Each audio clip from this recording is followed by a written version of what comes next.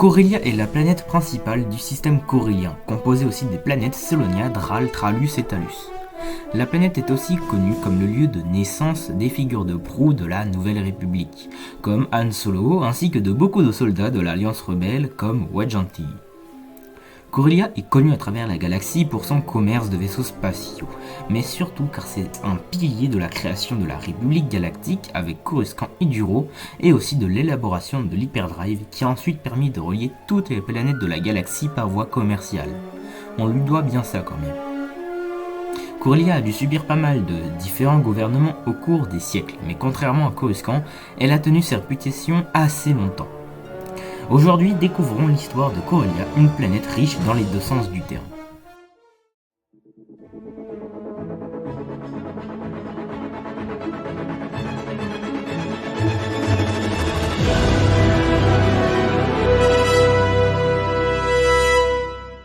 Corellia remplit tous les critères pour une planète parfaitement habitable.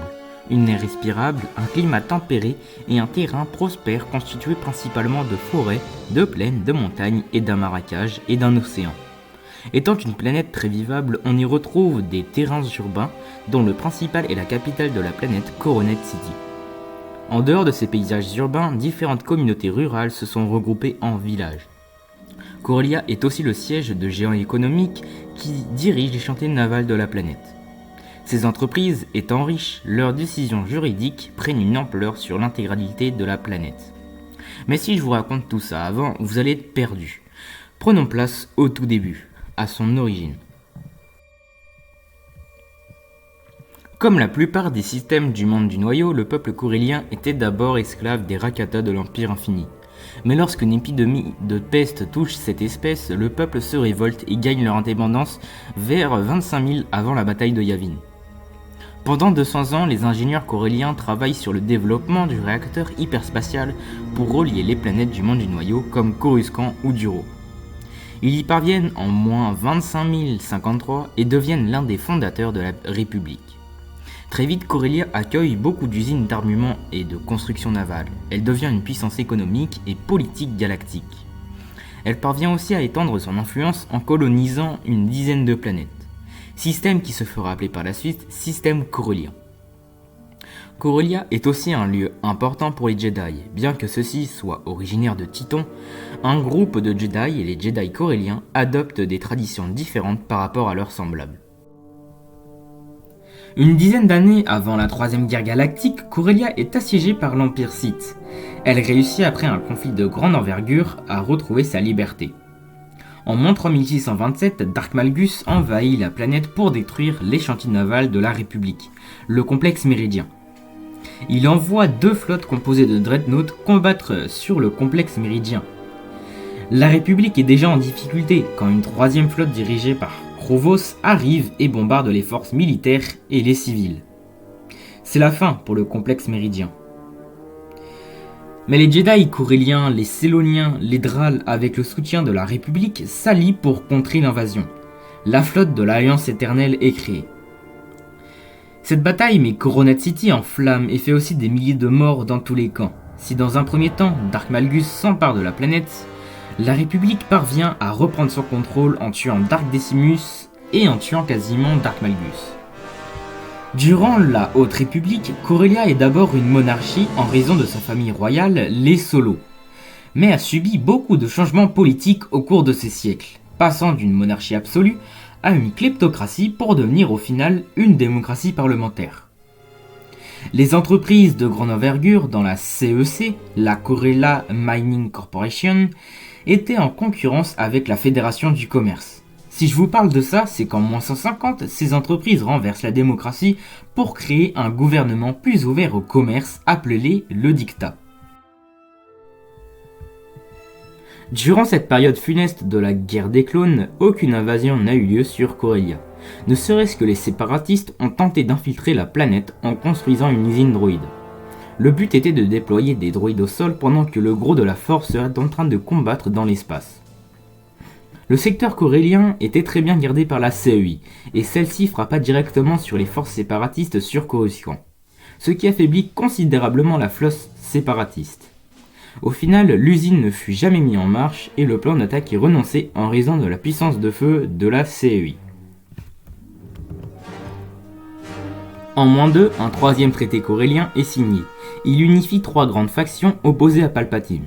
L'ARR est créée, l'Alliance pour la restauration de la République, appelée Alliance rebelle. Corellia se battait pour la réinstauration de la République. Ce qui ne plaisait pas trop à Palpatine qui change le gouverneur de la planète pour Dupas Tromri. Le nouveau dictat peut régner comme il veut, en échange il doit prêter allégeance à l'empereur et payer des impôts. Sous ce nouveau dictat, les entreprises furent surveillées pour éviter que les rebelles aient accès à des vaisseaux et les forces de sécurité coréennes furent remplacées. En l'an 2, Tromri est remplacé par un autre dictat, aussi sous l'influence de l'empereur. Sous ce dictat impérial, la situation de Corellia se complique au quotidien avec de la criminalité, de la contrebanderie et du trafic. Après la destruction de la première étoile de la mort, l'Alliance rebelle établit d'abord une base sur Corellia avant de changer pour la mettre sur la planète glaciale Hoth. Malheureusement, la situation de Corellia après l'occupation de l'Empire est déplorable et la pauvreté est accrue. De plus, après la bataille d'Andor, une organisation de fanatiques de Dark Vador, appelée les Acolytes de l'Au-delà, font des actes de terrorisme en tuant des gens et en volant un sabre laser dans les archives. En 12, la République se reconstruit, mais le dictat actuel bloque Corellia d'entrer dans la Nouvelle République. Le gouverneur est remplacé par un autre nommé par la République, le général Micomberlecto. Vers 20, Corellia fut touchée par la guerre des syndicats. L'organisation Aube-Écarlate menée par Kira influence la générale Vucora de renverser le dictat et de prendre le contrôle de Coronet City. Mais un groupe de mercenaires met des bâtons dans les roues à l'Aube-Écarlate et la situation de Corellia est d'autant plus instable. Corellia se retrouve occupée par le Premier Ordre en 34 et de nombreux prisonniers politiques sont envoyés dans la prison de Kessel, une planète prison désertique. Ils furent libérés par Wedge-Antilles et certains rejoignent la lutte contre l'Empire. Durant l'occupation du Premier Ordre sur la planète, des mercenaires et contrebandiers actent contre l'Empire. Hondo Onaka détourne un train de ressources pour le livrer à la Résistance et dans le quartier des voleurs, ses habitants se lancent dans une rébellion ouverte contre le Premier Ordre. Il y a une part de l'histoire de Corellia concernant son origine que je ne vous ai pas dit au début. Car c'est une partie cachée du système corellien. Dans une période lointaine, très lointaine, bien avant l'arrivée des Rakata, une autre espèce très avancée technologiquement peuple le système corellien. On le voit notamment car ils ont construit des répulseurs planétaires sur toutes les planètes du système enfouies sous terre. Tout ce que l'on sait, c'est que Corellia ainsi que Selonia, Dral, Tralus et Talus ne seraient pas à leur place d'origine, mais viendraient d'un endroit inconnu de la galaxie. Certains pensent que ce serait le choix d'une entité cosmique qui règne un peu comme un dieu sur la galaxie. D'autres que les planètes viennent d'une autre galaxie, car il est rare d'avoir 5 planètes parfaitement habitables dans le même système. Dans tous les cas, les meilleurs scientifiques coréliens n'ont pas encore de réponse à ce sujet. Peut-être que bientôt nous allons le découvrir si on retrouve des vestiges de cette espèce ancienne. C'était tout pour l'histoire de la planète Corellia. Honnêtement, cette vidéo elle est un peu plus compliquée que d'habitude car les informations qu'on a, ce sont des petits bouts d'informations de différentes époques qui ont parfois 1000 ans d'écart. Mais rassemblés, ça nous donne un sens de choses pas très cohérent, dont on n'a pas le contexte et dont il est compliqué de se faire une idée de son histoire. C'est pour ça que ça m'a pris un peu plus de temps. Sur ce, n'hésitez pas à vous abonner à la chaîne, à mettre un pouce bleu, à mettre aussi un commentaire si vous voulez avoir une prochaine histoire de planète. Vous serez sélectionné pour participer au prochain sondage. Vous pouvez aussi répondre au sondage actuel sur la prochaine histoire de planète, qui est dans la partie communautaire de la chaîne. Sur ce, c'était Nova MTG, à la prochaine vidéo, salut!